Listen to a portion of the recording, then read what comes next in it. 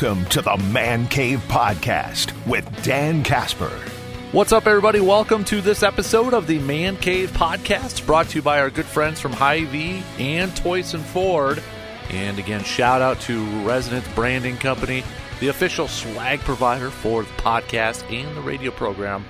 Don't forget, you can check out the Swag Cave. We got that link in the podcast description over there. So check it out and get your swag up there too. So this episode of the podcast, we're recapping round one of the NFL draft, recapping thoughts on the Packers pick, NFC North.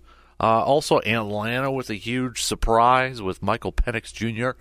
getting drafted at number 8 by them after, Kirk Cousins signed with them this offseason. So definitely the most surprising pick of the draft. But Packers going with left tackle Jordan Morgan with the pick. A couple comments from Goody yesterday after the draft, chatting with the media. He said about Jordan Morgan, we really kind of feel he can play 4 positions for us. And that was the talk about Jordan Morgan in the early draft process. There's a lot of people who think he's better suited to play guard at this league or at the NFL level. Some people believe that. Some people may still believe maybe he can stay at the tackle spot. Regardless, he's a guy that can play multiple positions, which fits Green Bay. Fits Green Bay, right? We know this. This is what they want with their offensive linemen. Guys that can play multiple spots. Goody's saying he played left tackle. He's got left tackle feet. Very athletic kid. Very strong, sturdy body. And when he was asked what position Jordan Morgan's going to play, I'm going to get those two mixed up. Goody responded with what Matt LaFleur always says: best 5. And it's the versatility now when you look at that, like Living a Dream just said. Zach Tom could be going to center now. They signed Andre Dillard to the veterans minimum with no guarantee. You've got options and you've got some versatility here now. All across the board, competition. We know Green Bay wants to bring in competition, competing for spots. You've got that flexibility now. If you really want to move Zach Tom to center, you can do that now. You have that ability with this. If you feel like your offensive line is a lot better with Zach Tom playing center, you can do that now. You've got that ability to do that. Walker, Dillard, Morgan. We'll see if they add some more in the next rounds here. But you have that versatility now to go out there and really put together what you think is the 5 best offensive linemen. And when you read about, listen, whatever the case may be about Jordan Morgan, you hear stuff like team captain, locker room guy. You look at Senior Bowl Packers. We know they really look at the Senior Bowl stuff. He was lights out at the Senior Bowl. And that's when you really started to hear his name mentioned as a possibility for the Pack. This was from Jim Nagy back in February at Senior Bowl. Jim Nagy runs the Senior Bowl over there. And he tweeted this video out and he tweeted this out about Jordan Morgan at a practice. Said plenty of guys put great stuff on tape, but nobody has been more consistent than Jordan Morgan. Did not lose a single one-on-one rep. Did not lose a single one-on-one rep at the Senior Bowl.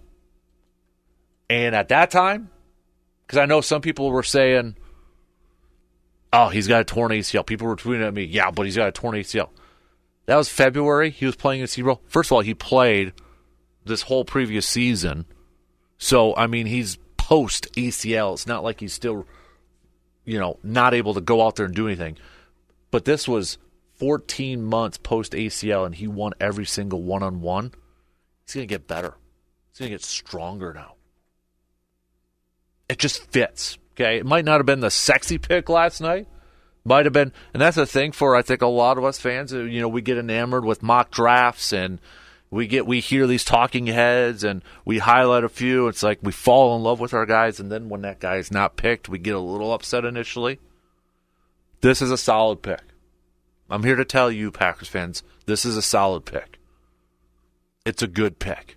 And I think the way the board fell yesterday, it's setting up for a potential fantastic day for Green Bay. Again, as Goody said in his post-presser, it's a big day for the franchise. And he is exactly right. He is exactly right. He's got an opportunity to add some serious talent to this. If he wants a safety, all of them are available, even Cooper. He wants a linebacker, all of them are available. He wants a maybe speedster running back to pair up with Jacob Jones, all of them are available. You want some wide receivers? There were some wide receivers taken yesterday. There's still some really good ones available. You want some more interior offensive linemen? You got that. You want some defensive tackles? There's still some dudes out there. And Green Bay, they can do some stuff, whether they want to move across the board, move up. They got some ammunition to do some things. They still got 10 picks, 4 of them today. Package maybe some day 3 picks together, move up a little bit, or maybe even acquire more picks this year. Don't matter. They've got some wiggle room. I'm excited to see today. Oh, even corner, right? You want another corner? A lot of those guys. Kool-Aid's still out there. There's only, 3 of them taken in the first round? Everything got pushed back. Everything got pushed back, and it benefits Green Bay. So even with this second round pick coming up, number 41 today, there's going to be some talent there, even if they stay at that spot. Because you look at the teams ahead of them, Buffalo now sitting at 33, they moved the spot back. You think they're probably going to take a wide receiver. Could they use that pick to maybe trade for a wide receiver, whether it's Brandon Ayuk or a T. Higgins? I don't know. But you think they're probably going to get a receiver with the first one. You look at some other ones, and it's like, all right, there's going to be a really good player at 41 if Green Bay stays there. So when I look at it, when I see, who's still available out there, my top 5, if you will, my wish list, and there's more than 5 that I would be absolutely happy with pick 41. But you got Cooper, right? You got Cooper. You still put him up there. I think he's a guy again that don't pigeonhole him as just an outside corner or just as a slot corner. I want that guy to be kind of all over. He's a little bit smaller than a Kyle Hamilton, again, depending on which network you were watching last night. And we've mentioned this before, but like NFL Network, they were talking about comp Cooper DeJean. He's a little bit smaller than or a comp for Cooper DeJean, Kyle Hamilton. He's a little bit smaller than Kyle Hamilton. Another comp I've seen is like a bigger version of an Eric Weddle. Had a nice career in the NFL. So, yeah, he's easily on my top 5. Easily on my top 5. You throw in Kool-Aid if you want a corner in there. I'd be fine with that, too. Throw in Cooper for a linebacker. He'd be in there for me, too. Peyton Wilson, if you want. The one thing I'm a little concerned about Peyton Wilson is that he has suffered quite a few injuries throughout his career. Junior Colson's another linebacker out there. We want to go with a little bit of a relationship. Max Melton, Bo Melton's brother. He's a corner. He's still there, too. Defensive tackles. You got a Chris Jenkins. Little family heritage. His uncle was Cullen that played for Green Bay. Or do you want a brand new center and keep Zach Tom somewhere, maybe at guard? Jackson Powers Johnson's still there, too. I mean, so it's hard for me to just pick a top 5 here because I'm looking at these guys and I'm like, dang, there's some guys in here that I would be absolutely okay with. But when I look at it, I'm looking at Cooper. I think you start there. Heck, I would maybe even throw in some defensive linemen. Fisk from Florida State's on there. You've got the kid from Illinois, Newton. I know some people are saying he's a little undersized here, but now in a 4-3, Green Bay really could potentially build up their defensive line. Kool-Aid I'd throw in there. Cooper I'd throw in there. There's a lot of guys available, and I can't wait for tonight to see what Green Bay does. I can't wait. It's going to be a lot of fun. So, Packers fans, if you're still on the fence about last night, they didn't get Cooper, you weren't pumped about it, we're good. We're in a really good spot right now, okay? We're in a good spot. Morgan's a solid pick. He's a starter right away, in my opinion. He gives you flexibility to do some things on offensive line now that you can put together what you want for your starting group. And the way the board fell after the first round, it pushed a lot of guys down that if I'm Goody, I'm licking my chops right now.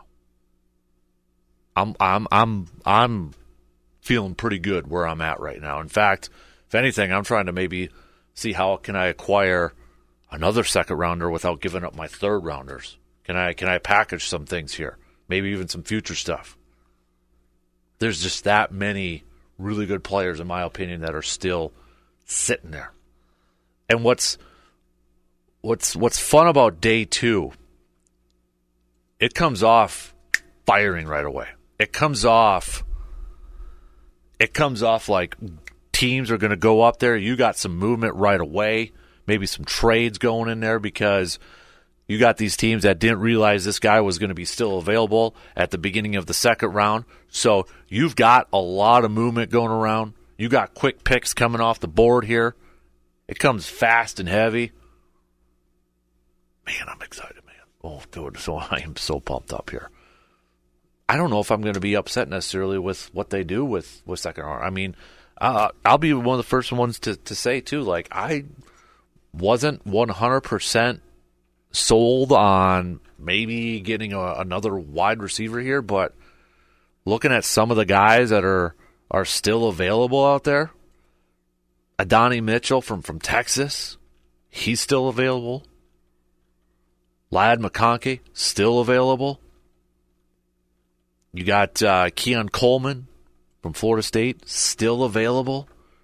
So if Green Bay wanted to pick up another wide receiver for depth purposes, they got an opportunity to do that.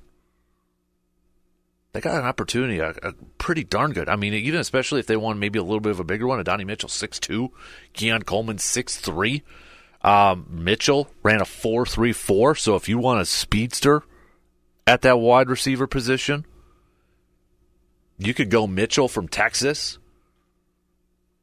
Coleman is a bigger one where one player, he's got a slower 40, but he's a bigger wideout. Maybe kind of like I seen one player comp, Drake London, remember him? Coming out of, was it USC? He's now with Atlanta. And I had Ladd as my final pick in the first round there. But one of the better route runners in this entire draft. So there's even options at wide receiver that I don't know if I could be too upset about if they decide to go that route. All right, I want to take a quick break, and we'll bring Brandon Berg in to talk some more draft after these quick words. We're getting set for another busy travel season, vacations, taking our kids to all their games and activities, and you need a proper vehicle to get you to where you're going and safely. That's where Toys & Ford can help you. Toys & Ford will go the extra mile to provide you with compelling options for new and used car shopping. They will gladly work with you on financing no matter what your budget may be. They're committed to giving drivers across the Chippewa Valley the best in customer service. Check them out for yourself. Visit Toys & Ford in Chippewa Falls today and check out their website, toysandford.net. Perks. I love Perks. You love Perks. We all love Perks. And one of the best perks you can find in the Chippewa Valley is Hy-Vee Perks. Hy-Vee Perks is a free and easy program for Hy-Vee shoppers. Access exclusive Perks prices, earn discounts on gas when you purchase designated products at Hy-Vee, and save more with exclusive deals, offers, and rewards. The best part, it's free to join. Not a part of Hy-Vee Perks yet? No worries. Just stop by Hy-Vee in Eau Claire to sign up. Start taking advantage of the best shopping deals in the Chippewa Valley right now with Hy-Vee and Hy-Vee Perks. Brandon, draft last night. I think the NFC North had a good night overall. What were your thoughts on? First, let's start off with your Vikings. I know I texted you and such, and you had a little fun on Twitter saying if my Vikings don't come away with a quarterback of some kind, I was not going to be happy. Yes, but they did. So are you happy? Yeah. Okay. Yeah. I thought J.J. McCarthy going into it was a realistic possibility. I'm glad that they were able to do it where they did. My fear was trading up to like 4 or 5 to get him, because I didn't think that was would have been a good use of kind of pick value. But as we saw the way it developed, I mean that's not how it did. I mean, getting someone at 10 or 11 is a lot better. It's a lot different because obviously they were able to keep some of that draft capital, which they ended up using, later on to trade back up with the other first-round pick to get Dallas Turner. Mm-hmm. So, yeah, I mean, it was after the Giants didn't select him. I got to imagine everybody's like, okay, it's JJ. And then they trade up one spot. Yeah. Now, I don't know which broadcast you were watching. I was watching NFL Network. Oh, so you heard what Daniel Jeremiah said. If I'm so-and-so, I have a little gamesmanship here and just kind of say... and I mean, I get it from both ends, because if you're the Jets, look, the Jets are not going to take J.J. McCarthy, but... They should have. That would have been funny. It would have. Well, either Kirk Cousins or Aaron Rodgers was going to get got, I guess, and it was Kirk Cousins. But but if you're the Jets, you're not picking him, but if the team directly behind you does, would have interest, but also the two teams, Denver and Las Vegas, right behind the Vikings, could possibly too. That's a really good spot to be in. And look, at the end of the day, I think the Vikings traded a 4th and a 5th, and then picked up a 6th in that trade. So it wasn't like it was monumental, but still, I think that was a smart move by the Jets. And if you're the Vikings, I mean, you make that trade because you want to make sure, you don't want That also tells me that they probably had McCarthy ranked, obviously above Bo Nix, but probably by a significant amount, because otherwise, if they're ranked the same, then you don't care. You'll just take one of them and be fine. But if that's your guy, or that's the guy you really want to go with, you pay, you swap around some day 3 picks to make sure that happens. What would you say to those out there that say J.J. McCarthy is just a product of Michigan, the system at Michigan? Because there are some people out there saying, okay, is he a guy that can, play at the next level? I mean, what was a comp? Alex Smith that I think I saw out there, and I'm a believer game manager is not, I think that gets used too negatively so many times. But what would you say to those people that are saying, yeah, J.J. McCarthy, he was just a product of the system? I think you can still see within kind of when he would manage the game, you can still see the flashes of it. And, I think, as we saw with the Chargers' first pick, Jim Harbaugh is always going to want to run the ball. It doesn't matter. It doesn't matter who his quarterback is. But I think you saw kind of the bits and pieces of being able to do the things that NFL quarterbacks can do. Certainly seems like he kind of has that temperament and that brain for it. Someone that I think is going to get along really well with Kevin O'Connell, just from a two dudes standpoint. But no, I that to me, that was the way everything kind of fell. I thought it was a decent spot for the Vikings to be in. Yeah. I mean, Chicago, obviously, Caleb Williams, we knew that. Rome going at number 9. He's going with DJ Moore and Keenan Allen. Can't say Caleb Williams doesn't have any weapons to throw to. Detroit gets a corner. Corners fell, and they come away with, I think, a really good one in Arnold, from Alabama.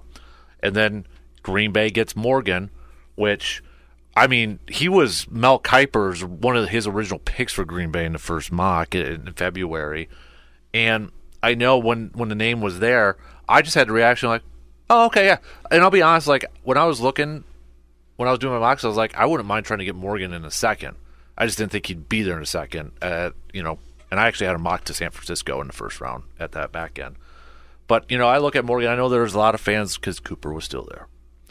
Guess what? Cooper is still there. Yes. All the safeties are still there. All the running backs are still there. All the linebackers are still there. There's a ton of corners that are still there. But from an outsider, and when I say outsider, non-Packers fan, you see them go after a guy like Morgan who can play all the spots besides center, who dominated at the Senior Bowl, didn't lose a one-on-one rep. What was your thoughts on the pick? I thought it made sense. I mean, there's a few spots that I think the Packers realistically could have went, and line certainly was one of them. And kind of for the reasons you mentioned about Zach Tom, possibly moving inside. I thought that made a lot of sense. And you bring in a guy that's got a lot of experience at the college level, and I think there's a lot to like there. So no, it made sense. I know sometimes, especially once you get beyond like the top half of the first round, offensive lineman picks aren't going to be like those picks that kind of really invigorate a fan base. But that doesn't mean they're bad. I mean, it's a good pick, I thought. Yeah, and I think it allows them, when you add in the Andre Dillard signing too, which I'm not putting a lot of stock in Andre Dillard, but it gives you that flexibility now, where I think they can put their 5 best out there. They can put Zach Tom at center now if they want to. They can do some different things and kind of do some mixing and matching there. But I look at day 2 now, Brandon, when I just mentioned all those safeties, all those corners, all those linebackers, all those running backs. Heck, there's even still some good receivers if you want to go out there available. I mean, Green Bay's got the 9th pick, for second round. They got 2 second-rounders and 2 fourth-rounders, or 2 third-rounders, coming up here today. There's going to be a lot. I thought it was interesting, too, and I liked the comment from Goody yesterday after the press conference, or during his presser, saying, tomorrow, which is now today, is a big day for our franchise. Like, I think he understands, we got an opportunity to add some players to this roster. Right. Inevitably, on day 2, you're always going to have 5 or 6 guys that pretty much everyone assume will be a first-round pick that aren't. I mean, and obviously Cooper DeJean's one of them, but there's several others too. Yep. And that's if you have those day 2 picks, especially front half of the second round, you can still find yourself some really good value. And that's where you see a lot of times too. Like when day 2 kicks off, there's a lot of movement right away. Yeah, a lot of trades because teams point out who they want and they go get them. Yep, exactly. I mean, it comes fast right away, and then it kind of just settles down a little bit there. But that's why it's don't think you okay. They got 9th, you got a little time. There might be some movement right away. Right at that point. Yeah, there might be at the top or some of those guys we mentioned that are still there. If a team really wants them, they may move up to get them. So I think, if you're the NFC North, if you're a fan of an NFC North team, I think every fan base should be feeling pretty good right now. Is that fair to say? I mean, I think so. Lions got a corner. They needed a corner, and they didn't trade out the first round pick. Right? Yeah, exactly. And they got a really good corner. Minnesota got a couple. I mean, they didn't have to trade both their first rounders to move up to get a quarterback. They're going to have as of right now, they get a first rounder. We go next year. That's something we had talked about. Where they don't have very many picks besides that, but exactly they're still hanging on to that first round pick. So they got the quarterback that they probably thought they were going to get, and then they got a really good edge rusher. Chicago's got a boatload of offensive weapons now to go with Caleb Williams. So I think NFC North overall, I thought had a solid night last night when we look at it. The one team that didn't, and it still puzzles me, is Atlanta. And it's what's going on? I mean, I don't understand it, the thought process. I know their GM said, hey, we might not be in this position. We expect to be drafting later in the first rounds in a few years here. Okay, but you have weaknesses on defense. You had your pick of the litter for any defensive player you wanted. Heck, at that point, you could have traded down a little bit. Exactly. And then maybe not necessarily pick Penix just with the way quarterbacks are going, but you could maybe trade down a little bit and still address that defense, which, as you said, needs it. Yeah. Your new coach is defensive-minded. You just signed Kirk Cousins. The big one is you signed Kirk Cousins. It's not like the Packers where you had a guy in Rodgers and Favre, if you will, and then you sign somebody or you draft somebody. This is literally, you haven't played a snap yet with Kirk Cousins, and you're already drafting his replacement. And lo and behold, he's not a young guy. Penix is Yeah, he's... Because I saw their GM say, good thing is if he doesn't play for 4 or 5 years, it's a good thing because that means the position's playing well. But Penix will be 28 or 29 at that point. Right. I don't understand the logic of this. Especially when you're an Atlanta team that after they signed Kirk Cousins, they were kind of looked at as the odds-on favorite in the NFC South. Mm-hmm. Like, you didn't do anything to kind of help you in the immediate. And people that listen here know I like Michael Penix. Yeah. I like him more than most. But that was a head scratcher. So that's what I was going to ask you. For your team, would you rather have had Penix or McCarthy? Those two, I thought they were really interchangeable for me as far as like if I was ranking them. Mm-hmm. So I would have been fine with either. There's once you got beyond that, Caleb Williams, each of the 5 quarterbacks who went in the first round had big time strengths, but also areas of concern. With Penix, it was the injury history. Yeah. With J.J. McCarthy, it's what you mentioned earlier, where he wasn't really asked to be the guy. Mm-hmm. So I'm fine with the way it worked out. The one question, there was the Schefter thing from yesterday too, the little nugget that the Vikings did inquire about. Hey, is Justin Herbert available from the Chargers? Which I've seen some people say, well, if Jim Harbaugh is saying J.J. McCarthy is the best college quarterback of all time, why doesn't he trade Justin Herbert then and draft that? There's a couple things to that. One, they would have taken on a massive dead cap hit, which they have already taken on a lot of dead cap hits. It would have been a killer for this year. You do have to factor that in. I will also say this too. Herbert is now proven at the pro level. You could say that about McCarthy. This is different now. You don't know what you're necessarily going to get. Right, and I assume that a big reason Jim Harbaugh took that job is because he had Justin Herbert in place. Yep. It's not often that you join an NFL team that is picking in the top 5 in the draft, but has an established, like, upper-level, good, younger quarterback. Mm-hmm. Yep. Yeah, so, I mean, I don't fault, was it the other team? I think it was the Patriots. I don't fault the Patriots Never the hurts Vikings. To ask. Yeah. It never hurts to ask. Especially when you've got that coach saying, hey, the guy I coached in college is the best. Tickle it out, see what happens. Does that, is there something there? So, I do find it ironic. I don't know if anybody knows this, but so the Rams and Chargers share a stadium, right? How different both those teams go about their draft process. The Rams are on the beach. They got a party house. Chargers look like they're in a closet in their draft room over there. It's just completely different over there. But that's the styles now too. Yep. So, when I know you don't, do you have a 3rd round pick today? Nope. So you're done today. As of right now, the Vikings do not have a day 2 pick. They're picking early in the 4th. I saw this, and I wasn't quite sure if the Vikings were on there. So the Packers have 10 picks left for the next 2 days, 4 today alone.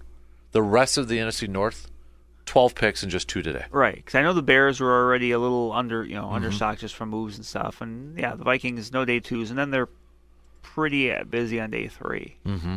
So there's a chance. I think this NFC North is going to be fun this year. So. I really do. But there's going to be a lot of talent right away at this board. Is there anybody that, early day 2 that you're kind of intrigued with right now when you're looking at this? Is it Cooper? Is it somebody else? I think it is. I think really highly of Cooper DeJean. I like the versatility. Mm-hmm. He can play corner. He can play safety. Do you think that also hurts him for some draft boards? It might. I mean, and safety is not necessarily looked at as being a high-profile spot as far as picking it, relatively early on in the draft. You don't see it a ton, especially compared to cornerbacks. But I don't think that's a bad thing. I mean, I think that's something that the right defensive coordinator would really like because there's just so much you can do with it. Because the player I kept thinking about was like Brian Branch last year. Yes. And he was a guy that some people thought could be back-end first round. I know Packers fans thought about him as a back-end first round. He falls in a second. Lions pick him. And he had a pretty solid year. But he was a guy that's like, well, is he a safety? Is he a corner? He's a defensive back sort of thing. Well, one thing we know about Cooper DeJean, he has plenty of confidence. He said he could beat Caden Clark one-on-one. Gotta like that, right? That sounds like a cornerback to me, not a safety. Yeah. Yep. So, I'm. Here's the thing, Brandon. The first pick for Green Bay at number 41 today, I don't even know if I want to make a pound the table for somebody because there's so many guys available that I would be A-okay with. Pound the table for there are many guys I want. Yeah, there's just, whether it's a corner, Kool-Aid's there, whether it is Cooper. Heck, I wasn't on this board, but if there's that much available, if they get a wideout, Keon Coleman from Florida State, there's other guys that are available. I'm like, I can't be too upset about that. Yeah. They want to go get the fastest running back. I mean, there's dudes available right now. Yep. And I'm so pumped. Can it please be 6:00 right now? Because I want to get this thing rolling. This is your Christmas today. Oh, this is yesterday like, was like Christmas Eve. Sometimes you get to open up like one present and it's fun, but then this is it. Especially the way with how many picks they have. I'm like, oh. Now it'll take a little bit of hit if they package some of those and move up, but still. But yeah, I don't think they're going to trade up from 41. There's just so many guys. Unless there's someone they head and shoulders above the rest, I think maybe you stick and you kind of pick from. You have your pick of the litter a bit. Because I look too at the teams that are picking in front of them, and I'm like, do they necessarily have the same needs as maybe Green Bay does? I think everybody's assuming Buffalo's going to pick a wideout. Or do they trade that? I mean, there was some talk like, hey, this is a smart move by Buffalo to trade from 32 to 33. You get a day to kind of reassess, what you want to do at that wide receiver spot. Do you possibly even trade it for a Brandon Ayuk or a T. Higgins? Possible. So I like what Buffalo did there. I really do. And also, when you're in that spot, you have all those other teams calling you just about the pick itself. Yep. Because, hey, maybe they like Cooper DeJean or they like Kool-Aid McKinstry. Yep. And they may not be that far back, but they want to make sure they get their guys so they can call. And yep. You're in that kind of catbird seat. Yep. And then Patriots are at 34. I could easily see them going wide out to help out Drake May, get some weapons, maybe more defensive help. They got a lot of needs, right? Offensive line or whatever. Cardinals. I thought they had a good night last night, and they got a shot to maybe. I mean, Cooper could be a pick over there too. Who knows? True. But. Then Washington's in there a couple times. You got the Chargers. They still. Here's the thing with the Chargers, and Jim Harbaugh wants offensive linemen. There's some good interior offensive linemen. Right here, you they already got the tackle, Joe Alt. So, yeah, if you go offensive line your first two, I'm sure Justin Herbert won't mind. No, even though they've got some receiver issues now with some of the moves with Mike Williams being gone and Keenan Allen being gone. Right, but still. You want to protect your quarterback. Mm-hmm. And even Carolina, who moved down, are at 39 there too. They could look at, to me, if Green Bay wants a defensive player, there's going to be a few options there at 41. So I don't see them trading from that unless they're like you said, dead set on somebody and they want to make sure that they come away with that guy. So, all right, that is going to do it for us on this episode of the Man Cave Podcast. Cannot wait for day 2, round 2, and 3. Packers fans, I think it's going to be a lot of fun. And on our next episode, we'll recap the entire draft. We'll recap it there. Enjoy the draft. Big thanks for tuning in to the podcast. Don't forget to follow, subscribe, 5-star rating, or 5-star rating, positive review. Check out the Swag Cave. Link is in the podcast description. Until next time, I'm Dan Casper, and I'll talk to you on the next episode of the Man Cave Podcast.